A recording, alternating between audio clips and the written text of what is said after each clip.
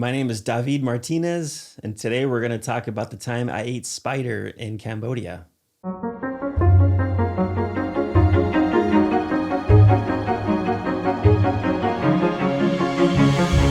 So I find myself in Cambodia with my wife, Susanna. We were traveling from Thailand, Cambodia, and Vietnam.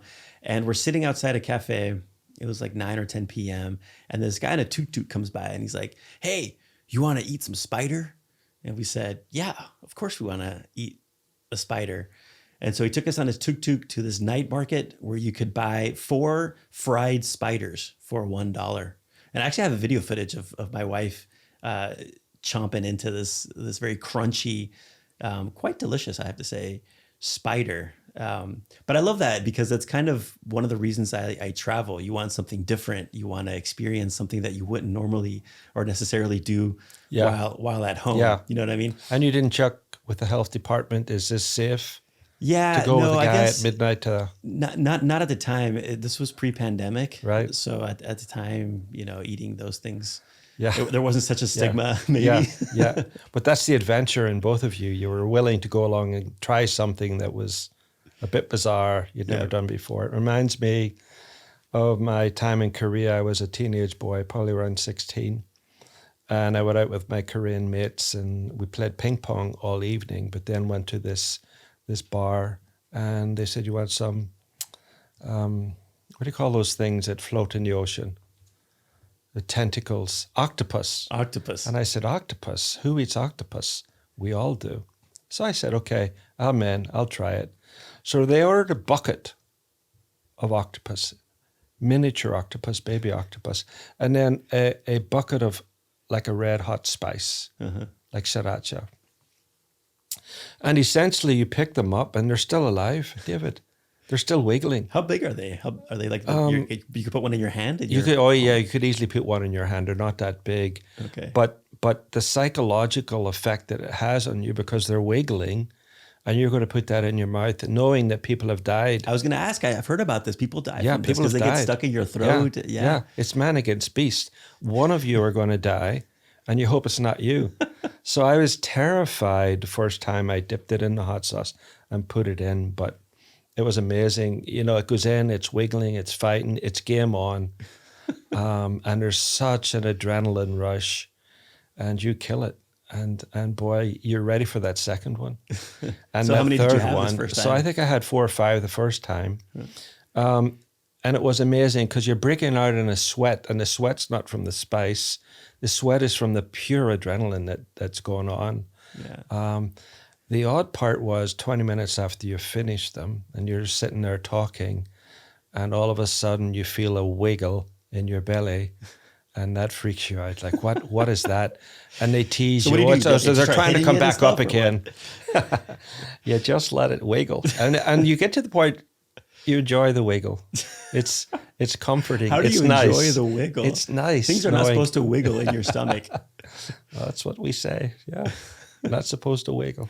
That's great. So are you open to different types of foods then? Is that something that when you travel, because you've been to many, like 70 some odd countries, do you look for the exotic kinds of foods? Is that I what you do. I'm adventurous. I like to go to a country ready, prepared to try things that I would not normally try at home, right? And you're exposed then. But why go to a country just to say, "No, I won't try that"? Right. That doesn't make any sense. So go with the willingness to be willing to try things. And I love trying different types of food. Yeah, I'm the same way. I also like to arrive at a country and then ask questions. What is it? What do people typically eat here? And when I was in Ecuador, guinea pig was the thing, and they bring it out, and it's kind of spread out. Sort of spread eagle a little bit. And one thing that doesn't happen that frequently when you're in different countries, in the U.S., they tend to. For instance, with fish, they'll cut the head off and they don't show you the head or the face, I suppose, the eyes, In Spain, often, or the shrimp, right? They'll make sure that you don't see any part of the face, right? The head, And I found it in foreign countries, got the whole animal. There it is. And this is what the Absolutely. experience in Ecuador. Here's Yeah. the whole guinea pig, and Yeah. you can see it's all like spread out, and you kind of Pick your part. Yeah, exactly. It was very gamey. I have to say, it wasn't my favorite, Right. the guinea Right. pig, but it was definitely, it was an experience Yeah. for sure, and I Yeah. enjoy that as well. Do you prepare before you go to? Do you know the different types of foods that would be considered strange or weird? Yeah, I do a lot of preparation. You do before I you do go? a lot of study. Yeah, I do absolutely. Similar story would be a whole pig Okay. cooked, Yes. and that includes the head, the ears, the eyes, the snout, etc. I've done that as well. It was a smaller pig though. Yeah, right? yeah. But the most the most delicious part for me was at the other end of the pig, the balls, and you can get one and share the other one with someone else. But it's just a lovely, lovely piece of It's meat. are we talking about testicles? Testicles, yeah. You get one Yeah. testicle per person. You can't like cut it in half. You can't like partition Well, it would out. be in most cultures it would be inappropriate for me just to take both balls. Okay. You got to You know, share the usually balls. they're shared, yeah. So, Okay. but they're That's absolutely interesting. delicious. And I know it's sensitive to talk about those things, but Yeah. other parts of the world, that's food on the plate. Right. I was gonna. And every I thought you piece were of gonna the head to animal. when I ate the whole pig, I ate the eyeballs. I remember Yeah. eating. How like, was that? It tasted. It didn't taste terrible. Like Yeah. it tasted good, but it's more the feeling or knowing what it is that you're Yeah. Yeah. eating or Yeah. biting into. Similar with the spider, if you close your eyes, it just tasted like a crunchy fried. But the legs are kind of hanging out. It's a little bit hairy, and so Yep. it's more the feeling or Yep. the texture of what Yep. you're eating. And I would imagine, I'm afraid to ask you what the texture of a testicle is, but Well, is that part of it? Honestly, it depends on the animal, but they're quite soft. Oh, so you've had multiple testicles from multiple animals I mean, I've had, I shouldn't say what I've had, but yeah, I've had multiple testicles. in different countries. In What different are some of these countries. countries? Well, in America, I've had the testicles of a deer, a young Okay. buck.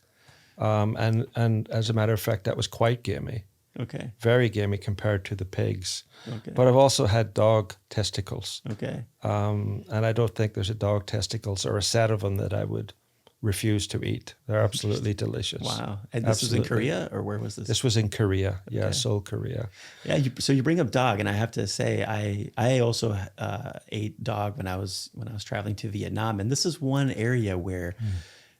Culturally, North Americans, in my experience, when I talk about this, I'm very careful with Yeah. to whom I tell this story. Right. And here I am talking to There you whoever go. will click on this on YouTube about eating dog in Vietnam.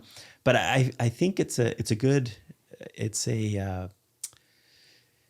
good conversation to have around cultural values. Yes. I think a lot of Americans have dogs that are pets. And in other parts of the world, dogs are, you can have a hamburger, you can have meat, you can have cow, or you can have dog. And one of the things that I was surprised to learn when I was in Vietnam, before I went, you get this comment of, be careful what you eat. You don't know if it's going to be dog. That's not the case. Right. It's more expensive. You have to go to specific locations, and nowhere are you going to order a hamburger and you're gonna Right. put dog meat in there because it's more expensive, right? Yeah.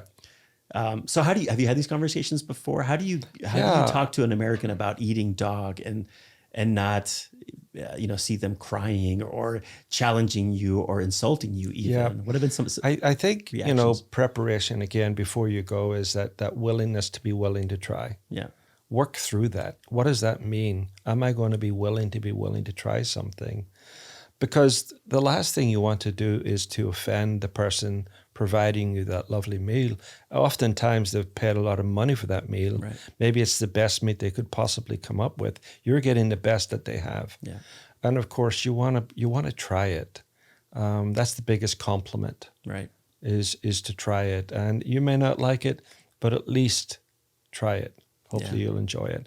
I think the harder part for me, David, is when I come back home and I can no longer get dog or testicles at the supermarket. It's that reverse culture shock that you're talking about. We can't just go to a food market here and pick up a bunch of spiders to eat. Right. So there's the joy of traveling because we get Right. some of the exotic foods. And I also encourage everybody when they travel, I encourage them to try things. Just try different foods. Depending on how picky you are, how picky of an eater you are, it's maybe better to not know what you're eating. So I'll encourage people to say, try the different foods without knowing what it is that you're eating. Because this happens in Spain often. We have it's called morcilla. It's kind of like a blood sausage. Yeah. And I found that if they eat it before they know what it is, they love it. Yeah. And if they know what it is before, they might try a little bit, but they're just too weirded out by it. Absolutely. But do you have those students that every single time, David, they want to know what it is? Yes. They want to know what's in it. Yes. How do you handle those students? That's a tough one. Increasingly students, and really anybody who travels abroad, I think they want to know everything. They want to know, we're talking about food specifically, but they want to know just minute details of every aspect of their travel. And I encourage them to, and I'm older, so I come from a time before the internet. Yeah. When you had to show up at a country and kind of play by ear and see what happens. And I found a lot of joy in that.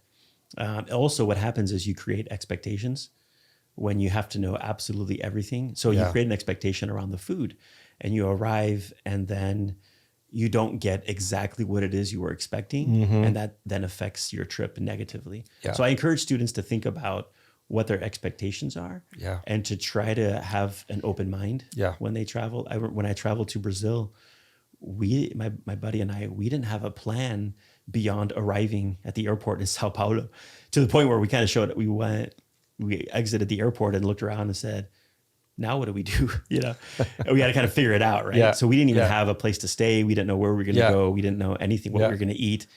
And something similar happened in Lithuania when I went with my wife years later after I'd studied abroad, where we didn't know where we were going to stay. We didn't know what we were going to eat. And we ended up at a restaurant and nobody spoke English. My Lithuanian had been 20 years since I had spoken it, so I certainly didn't know any. And we ended up just kind of pointing at things on the menu, and they brought food and we ate it. I love that. And it was okay. Some of it was amazing. Some of it wasn't my favorite. But I often tell people, what's the worst that could happen? Like, that's honestly, wonderful. Like, seriously, what's the worst that could happen? The worst that could happen is a little bit of diarrhea. Well, okay. The worst thing that could happen is you die. Yeah. But that's probably not going to happen. Right? Yeah. You're not going to be poisoned at a restaurant, So the worst that's going to happen is a little bit of diarrhea, an uncomfortable stomach, wiggly things in your stomach, which again still kind of weirds me out a little bit. Right. I'm very intrigued by that, but that's the worst that could happen. It is. And the best that could happen is that you absolutely love this food. Yeah. I was with a student one time in Spain, and she was a very picky eater. And it turns out she had been eating the same thing every day for a month, and it was like French fries or something. Whoa. And I finally got her out to a restaurant. And in Spain, it's very typical to order a bunch of different tapas, and then kind of share the food. Of course. Post-pandemic, I wonder how that's affected things. But so there are a bunch of us, or 8 or 9 of us at this restaurant. And I had ordered a bunch of different foods. And I ordered this, it's called an ensaladilla rusa. It's like a tuna with the mayonnaise. It's very, very good. And I encouraged her to try just a little bit. And she did. She tried it. And then she ate more. And then more. And then she ordered her own little tapa of ensaladilla rusa. Yeah. And that all happened because she dared to try a little bit of this meal. Yeah.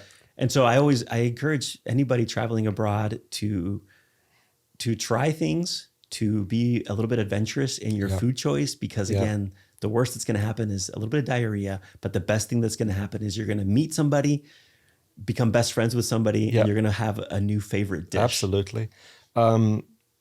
We've taken Americans to Ireland for 25 years now. Scotland and Ireland share a lot in common.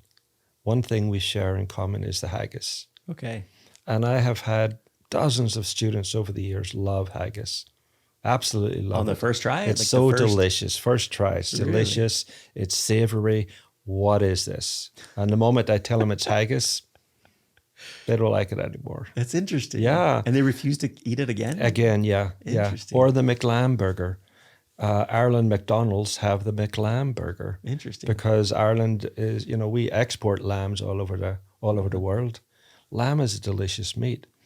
But in a burger, in between a bun. That's too much for the American. And I know it's all psychological. Right.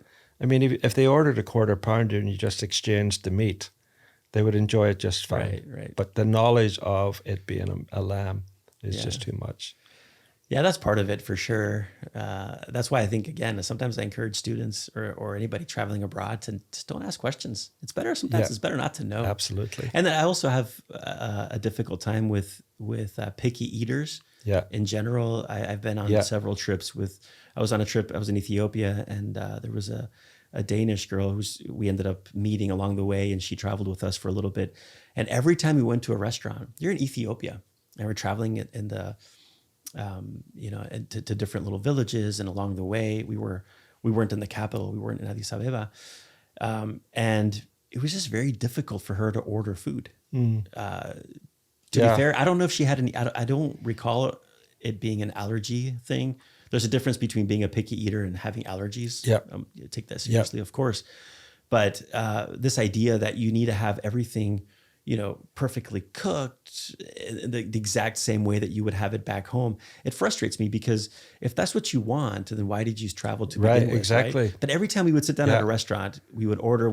You're not really sure what you're ordering. You're kind of pointing at things, and you're there to learn, right, and to have new experiences. And she would go. It would take her half an hour sometimes to order. And does this come with that? Can you replace this with that? Is this? I'm trying to understand. It became an She's ordeal. got her dictionary out and her phrases, Yeah.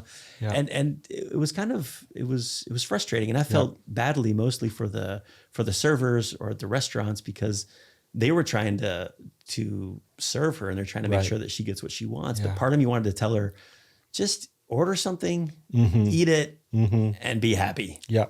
David, in America, I'm curious now about Spain, but in America, when you have shrimp, and the shell is still on the shrimp, how do you eat it? Do you take the shell off? Do you keep? I take the shell off. Okay. You eat it with the shell? Yeah, eat it with the shell. Never thought of taking the shell off. Interesting. And still to this day, I enjoy the crunchiness of the shell.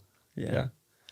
I think food is a great way to engage with a culture, and I just find it deeply enriching, whether you eat the shrimp with the shell or not. When you travel abroad, you should try different things. Absolutely. Right? What are some of the craziest things you've eaten around the world? Just list some of them. Well, above the live octopus, I would say the next place was Thailand, Bangkok. Again, I was probably around my late teens when duck eggs presented themselves. Okay. And duck eggs in and of itself is no problem, but they were fertilized duck eggs. Interesting. And that, knowing that there's an embryo in there and it has a bit of a crunch to it, psychologically was challenging. But again, the willingness to try, it's delicious, it's exotic, bit of a crunch. And, next thing you know, you're ordering them every time you go there. Okay, so you went back for more. I did. Okay. Yeah. The adventurous spirit in me just loves to try things. So you got over the psychological barrier of... Yeah. And I think, again, if you push yourself just a little bit, we can all overcome those psychological barriers.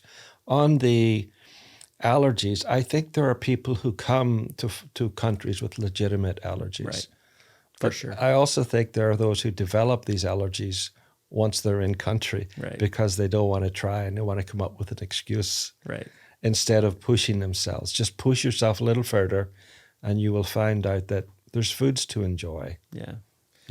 Yeah, for sure. I have found myself in situations where I consider myself pretty adventurous. I'll try anything. Typically, I was in Taiwan and I tried snake. There was a place you could go, Snake Alley, and you can go and you can order snake, and it comes in, a little glass jar, and you pull it out and you eat it. And it was okay. The taste was okay, but you could take it one step further and drink snake blood. Ooh. And just straight up get a shot of, a shot glass. They put snake blood in there and you drink the blood. And that's a place where I kind of drew a line. I thought about it. I wondered if I had been younger, if I was in my early 20s or late teens, maybe if I'd have been the adventurous. You got this famous scene, and there's a movie called The Beach with Leonardo DiCaprio. And at the beginning of the movie, he's in Thailand and he kind of has this moment of they're telling him, hey, come try the snake blood. And he's like, no. And he's like, you're just like all the other Americans, He's like, okay, I'm going to do it. And he's got the scene where he, drinks the shot glass of snake blood. But that was a place where I didn't feel like I needed to take that step. Yeah. Well, I've had snake soup. And then I must confess, in America, I've had snake where it's barbecued. Okay. You cut the head off, you cut the tail off, and then you just peel the skin off after you've roasted it. It's mostly meat. Oh, interesting. Yeah. But did you ever drink the blood? No, I never drank the blood. Yeah. Never drank the Would blood. you? I know. No, I could drink cow's blood, no problem. Okay. But snake, that's a different thing altogether. Yeah. I think I would try it. If you were there, you would. I think in the heat of the moment, I'd throw it back. Yeah. Just to say I've done it. I know, isn't it? So much of this is part of the story, right? Yeah, but knowing my history, I'd probably, gain a likeness for it and want it again. and that's often the problem when you travel. You're exposed to beautiful foods, exotic foods. Yeah. You fall in love with them. Yeah. They tell so much the story of the culture and the heritage of the people, and then you come home and you can't get those foods again. Yeah, and so much of it is the community, the people you talk about, the people that you went with to eat octopus. That happened to me in Vietnam when I ate dog, where we went to a different place and we ended up with a group of people, and it became kind of a social thing. Yeah, and I have to say the dog itself wasn't, the taste itself, it wasn't strange or different, but there was a sauce that came with it. I don't know if you had this too, but there was a sauce that was pretty terrible. I did not like the sauce at all.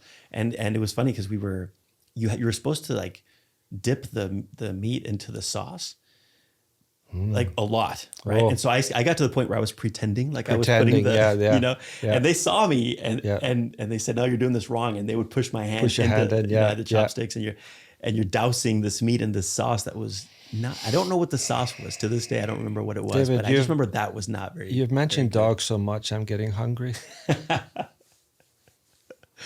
We're not going to go back to that conversation. But I think, again, going back to what I was saying about people, it's such an entry into the culture, food, right? And if you go at it with an attitude of, dogs are pets, you're coming at it from an angle of it's a cultural value and a cultural norm that is very specific to where you grew up. Right.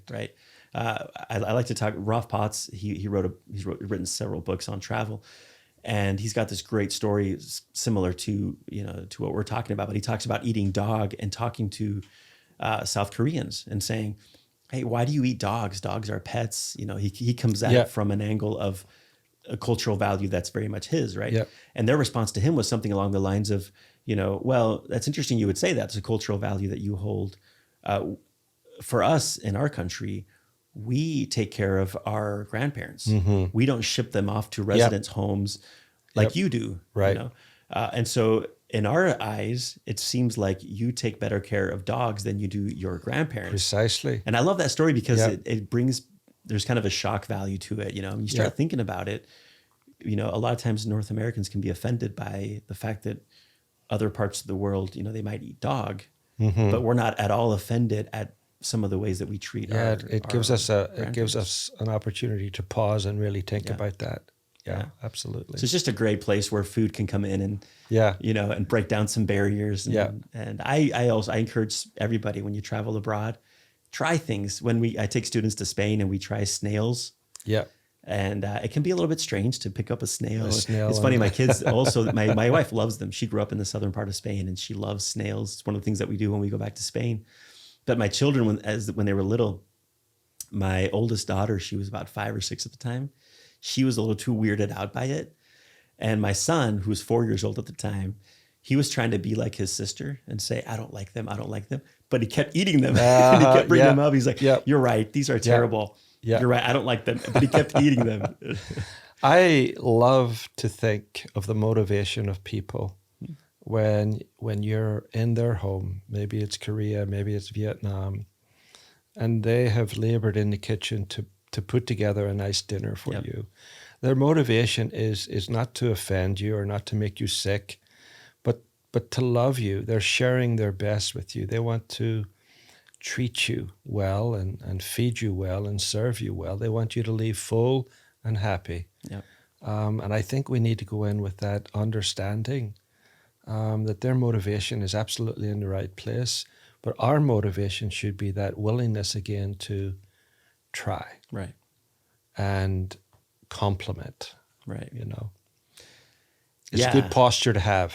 Is to go in willing to try. Yeah, and also be open-minded about some of these values that we bring in. At the very Absolutely. least, be careful how you ask questions or how you phrase things. Yeah. Right. I tell students when they travel, be very careful when you say things like, "Why do you eat dogs are pets?" Well, Yeah. dogs are pets for you. You. Right. Yeah. And again, this is just a wonderful opportunity to take a step back and understand some of these. David, it values. took me, I mean, I lived in South Korea for approximately 10 years where dogs were food. That was protein. They didn't have cattle farms raising beef and lamb was imported from different parts of the world. Even milk was powdered milk, but dog was available. Yeah. And chicken.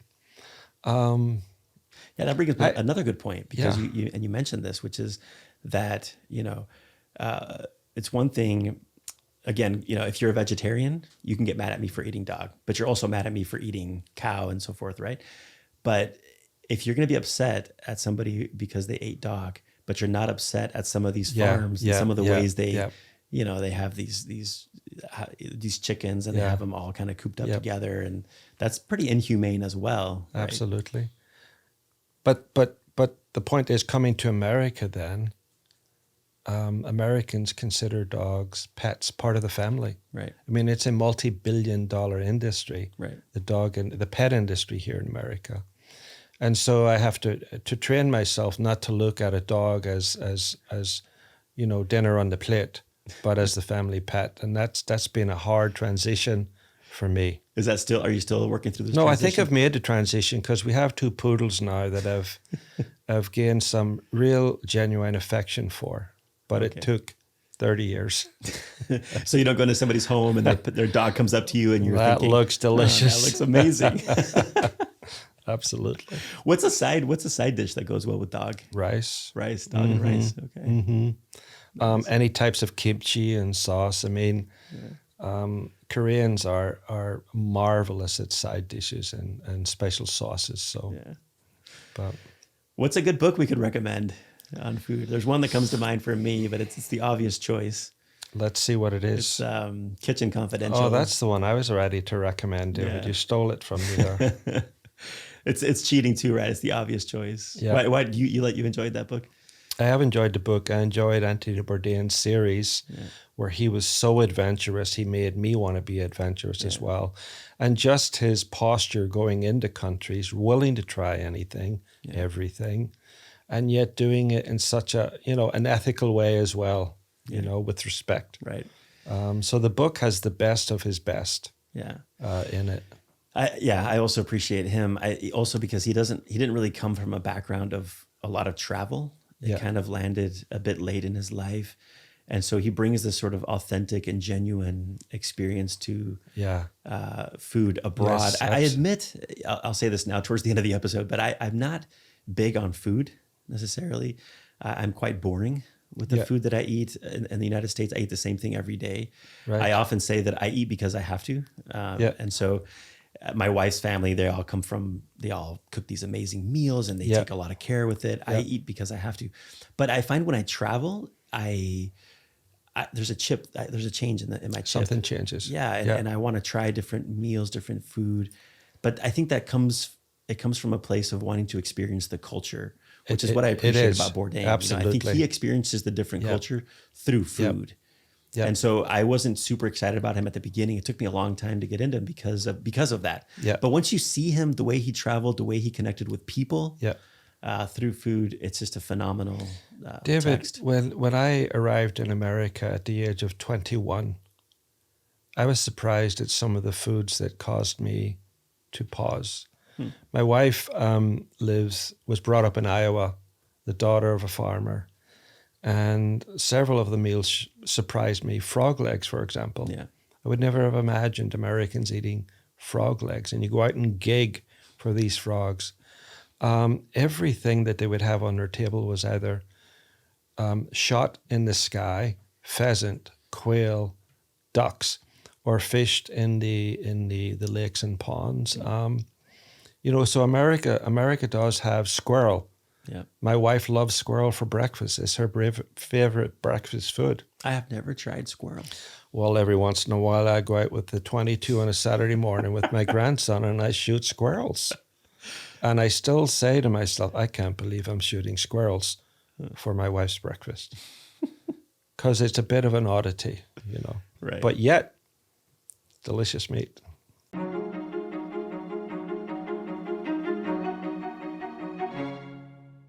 Well, I guess now is a good time as any to drop a pin on the Let's do globe. it. Yep. And we're going to spin the globe, see where we end up, and see what stories we can tell about food. Oh, David, I have an idea. Yeah? Could I spin it? Sure. Go for it. I can. Go for it. Okay. Where did you land? Okay. I can't see. I don't have my glasses there. Right there. We'll say that is, I don't either. What is that? That's Russia. Russia. Russia. I've never been to Russia. Neither have I. I've been to Lithuania. Again? What do you know about Russian food? Okay. Goulash. My son-in-law's from Russia. Okay, yeah. And he cooks us Russian goulash a lot. Okay. Yeah. I've had goulash. It's quite tasty. Yeah. It's like a comfort food. It's very filling. Absolutely. It's right? very filling. It's it is a comfort food. You would maybe compare it to chili. Okay. Here in America. But what they do to fish is unchristian. Why do you say that? Well, they let it almost rot. Interesting. They have no problem with letting fish age. Okay. To the point where I would say pickle it. Okay. But it's beginning to rot now, and they love it. Then they cook it in milk in the oven, but it has that strong, fishy flavor, and they like that. Where most of us prefer the milder flavor of a salmon or a cod or a haddock. But yeah. Yeah, I had no idea. Yeah. Well, as always, it's always important to try new things, talk to people, be adventurous, and be safe. Be safe. Sometimes. This video podcast is a production of George Fox Digital. To find more material like this, you can subscribe to George Fox Talks on YouTube, Apple Podcasts, Spotify, or wherever else you listen to podcasts. Our team really appreciates your feedback in the form of likes, comments, and reviews, and we'd really love to hear what you think. To sign up for our weekly email list and to keep up to date with the latest episodes and publications, you can check us out on the web at georgefox.edu/talks. Thank you for listening, and we'll see you in the next episode.